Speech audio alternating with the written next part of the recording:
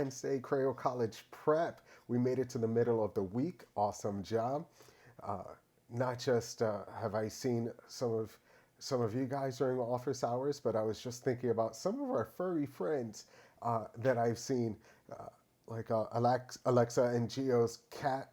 That they saying that they kept dropping work, but I think that they were secretly playing with their cat. Honestly, I miss Lila's dog. I haven't seen Lila's dog in a minute, but I know that dog is still probably causing a ruckus somewhere. But remember, sometimes these furry friends make guest appearances during office hours. I totally get it, totally understand. Um, and now we can move on. We are continuing with our quadrilaterals, and for this lesson, it's so important to make sure that you go to that website. I know I always say that it's Michaela's favorite because it is, but I've also included a link of it in Google Classroom. You can see it on the stream page. There is the link that you can just click it, and it'll take you directly to mathisfun.com/quadrilaterals.html. I had to be extra, just got to do it. Because you're going to hear me refer to a lot during the video. Because today I hope you have a lot of paper and a sharpener or a few pencils. Because today was going to be a lot of writing, a lot of drawing, um, but it's going to be good stuff, guys. These are things that you have already done. Pay close attention to the video because not only do I read the questions out loud for those of you who are using the video to get the questions, but I also leave hints for the answers, and I also leave sentence starters. So if you know that you struggle with, oh my goodness, I don't know how to answer this, I don't know where to begin, guys, listen to the video. I've included sentence starters to get you on your way to giving your best answer. Again, we are not looking for perfect answers. We are looking for your best work. Okay, so continue watching, and I look forward to seeing you during office hours. See you soon. Bye. All right, let's jump right into our fluency page. As you can see, we are multiplying by multiples of 10 and 100. Challenge yourself. Try to answer these in, let's say, 4 minutes. Put 4 minutes on a timer. When I say go, push pause, do your best. Ready? Go. Okay, great job. Now we have reached our Thrive Point Challenge. This Thrive Point Challenge isn't um, for any particular number. They're all different numbers kind of scattered around. And I just want you to don't just ignore this page today. I really want you to thrive for excellence with this. And if you submit this, instead of one or two Thrive points, I'm going to give anyone and everyone who submits this page 4 Thrive points. I'm just writing that on the screen so that way you can, gives you a little extra encouragement, a boost to Anderson. And remember, if you're not submitting this through Google Classroom, that you include today's date on your Thrive Point Challenge paper. Don't just send me a paper with all of these multiplication problems. Make sure your name, the date, and the lesson is 5.19. You can put Thrive Point Challenge 5.19.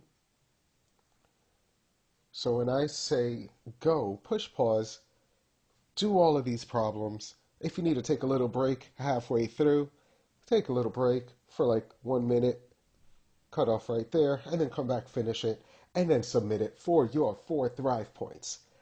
Ready? Go. Application problem. The teacher asked her class to draw parallelograms that are rectangles. Kylie drew figure 1, and Zach drew figure 2. Zach agrees that Kylie has drawn a parallelogram, but says that is not a rectangle. Is he correct? Use properties to justify your answer. like I said in the intro part of the video, you're going to be able to uh, answer a lot of, well, pretty much all of the questions in today's lesson from either notes that you have taken from the last few days based on all the properties of all of our quadrilaterals that we've been discussing. So far, that's included parallelograms, rhombuses, rectangles. Um, Today we're talking about squares. We've been talking about trapezoids. So now we have all of these quadrilaterals in our bank. And let's say if you just need a little refresher, you have a couple of options. You can go to the lessons on our YouTube channel, either from me or Miss King or Miss Brotman. Or like I keep pushing, you can also go to the website, www.mathisfun.com. And I included a link on Google Classroom that'll take you directly there. So if you haven't seen it, go to Google Classroom. There's a comment on the stream page with the link that'll take you right there. Okay, so let's move on, because I'm going to go through these questions in case if you're using this video as your source to also write down the questions from your packet. So now we're at the concept development. Number 1 says, can a rectangle ever be a rhombus? Number 2 says, can a rhombus ever be a rectangle? Great questions. Those are about the properties of rectangles and rhombuses. Write your answer either on the screen and submit it in Classroom, or you can follow the instructions, take a picture of your written work and submit it that way. Let's continue. You're doing a great job. Okay, concept development. Question reads, a 3-inch line segment was drawn with the endpoints marked as A and B. Then a line segment was drawn from both A and point B at a 90-degree angle to line AB. Those endpoints were labeled C and D. You're going to find all those points, letters A, points A, B, C, and D, the diagram right there that I just pointed the arrow. You may need to pause and enlarge or zoom in on that shape. Draw it for yourself on a separate piece of paper. Make sure you're correctly labeling where the endpoints are. Again, the endpoints are A, B, C, and D. And that you're also correctly labeling the sides, the length of the sides. So here we have AB, and that's 3 inches. Here we have AC, and that is also 3 inches. From here to here we have CD, that is also 3 inches. Last but not least, we have DB or BD, and that is also 3 inches. So again, make sure you're drawing this diagram on a separate piece of paper because it might seem small. And so that way, and if you correctly label the endpoints, then you can start answering these questions. So let's start with the first one that says, are line segment AC and line segment BD parallel? Number 4, what is the length of line CD? And how do you know? Number 5, what shape is this? And how do you know? Number 6, based on the property of parallel sides, what is another name for this shape? Justify your answer. So to find another name for the shape, because I know we've done this a lot during office hours, find matching properties between the shapes. What is the same thing that we can find in a trapezoid that we can find in a parallelogram? Find the similar properties, and then you can answer 6 that says, based on the property of parallel sides, what is another name for this shape? Number 7, List the attributes of squares. So when I say go, push pause. Make sure you have all the material that you need to answer these questions, whether it's from previous lessons, previous homeworks, or from the website, and answer appropriately. Remember, neatness also counts. Complete sentences. Go. Excellent job. Let's keep pushing forward. Number 8. Draw the diagonals in the square. Predict whether the diagonals will bisect each other and justify your predictions using properties. What are diagonals? Are diagonals the lines that cross from one corner to the other? That's something that we need to review. What does the word bisect mean? What kind of angles are formed when lines bisect each other? Again, all answers to these questions are found in your previous lessons on the website, previous homeworks. Also, I look forward to having great discussion about what do you remember?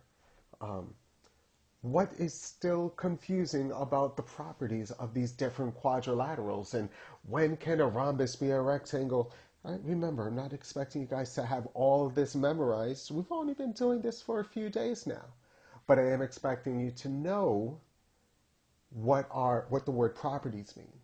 What is a quadrilateral? Right? There are certain things that that you should already have in your memory bank, and we're going to continue to build on that. Right? So number 9 says, what did you find? Number 10, we have one more quadrilateral to explore. Let's see if you can guess the figure if I give you some real-world clues. It works best outside on windy days, and it is flown with a string. What is it?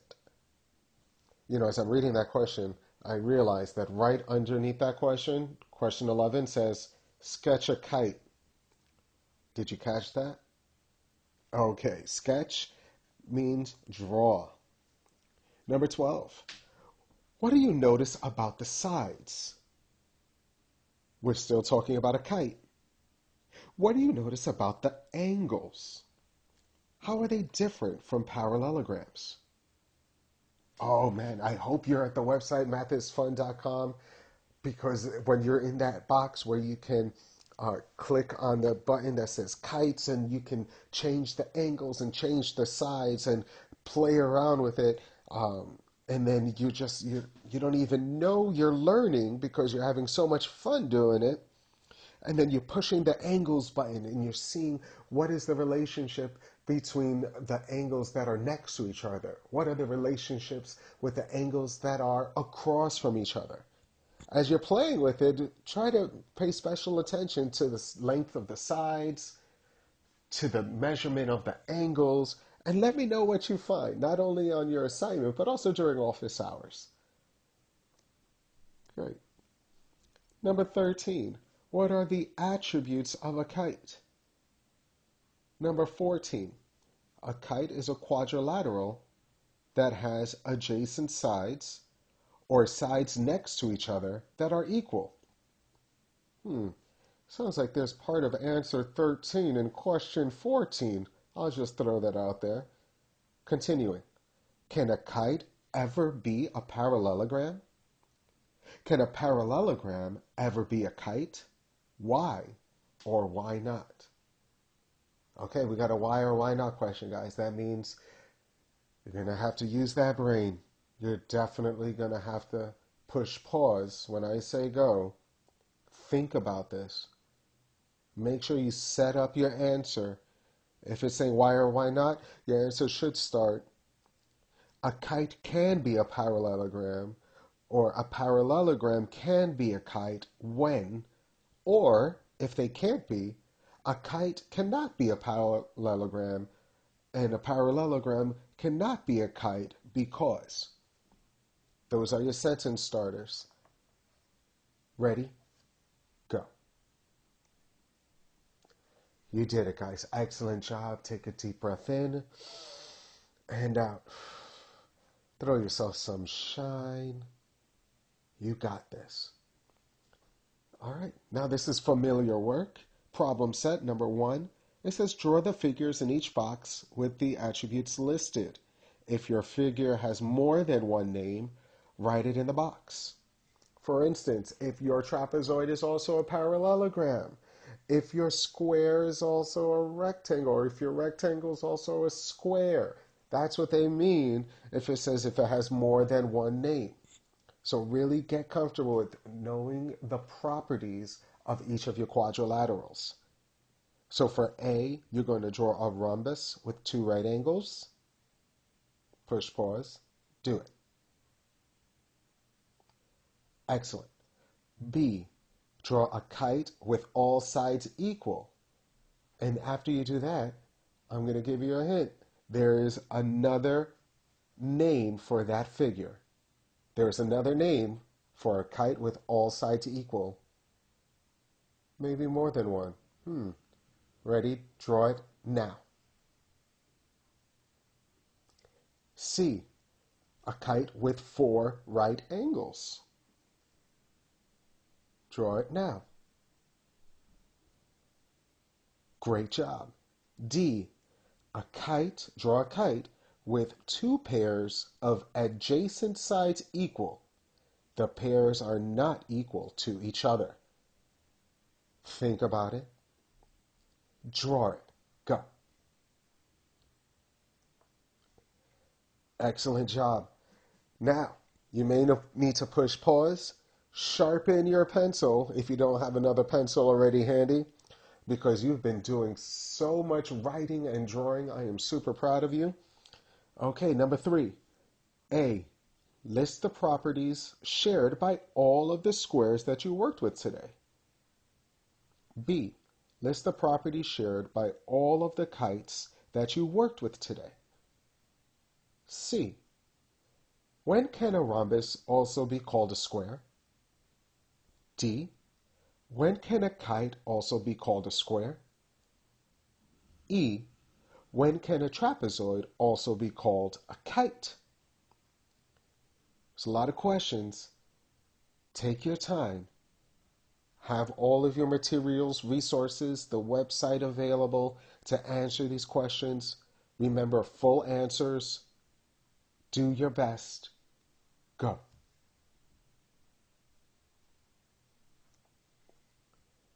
And now you've made it. The last part, the exit ticket.